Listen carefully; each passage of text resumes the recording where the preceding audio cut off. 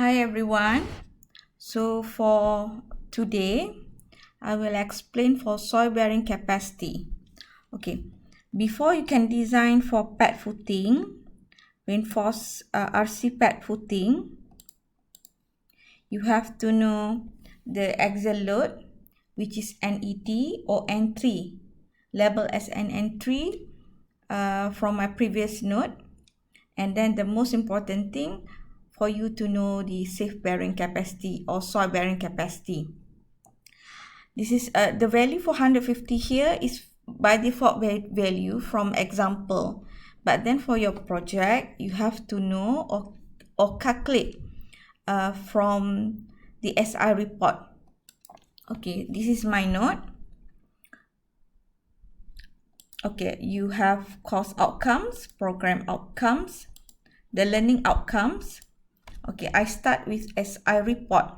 So for the SI report, a site investigation simply is the process of the collection of information, the appraisal of data, assessment and reporting, without which the hazards in the ground beneath the site cannot be known. SI report scope from the JKR. So I share with you now, this is what the example scope kerja penyiasatan tanah from the JKR from a project at Sabak Bernam. So you can see here the example for the scope. For example, scope kerja-kerja penyiasatan tanah SI or SI they needs borehole and then Macintosh probe. These are what the code for the guidelines, and then what BH for the borehole, and then okay, borehole number now they label as BH1, BH2 and BH3. So for your SI report, supposedly you have 3 points for you to calculate and then get the average. Okay, I just go through, simply go through. Okay, this is pengukuran paras air, which is more details. Okay, for your project, I don't think so. You have all this data. So all this data, this is for your reading only. Okay, next one, method to determine the soil bearing capacity. So here, 3 methods. The first one, JKR guideline. Number 2, terzagi, which is I think you familiar with. Number 3, simplified method.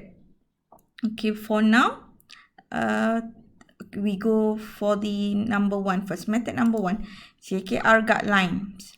So JKR guidelines, I think this is like standard one value. You see from you look at by the number of blows from your report, SI report, and then by that you can get what standard value for the bearing pressure, bearing capacity. Okay, this for tanah berpasir, and then this for tanah liat, sandy, and then by clay. For example, your SI report explain more details type of the soil, and then by that you can separately determine by what, sandy or the clay. Okay, I give here this graph, which is more details, quite details by what number of blows. They give you number of blows, and then what by the exact, what not exact, reference value for your safe bearing capacity. For example, here the highlight value 20, you will get 51.19 kilonewton per meter square.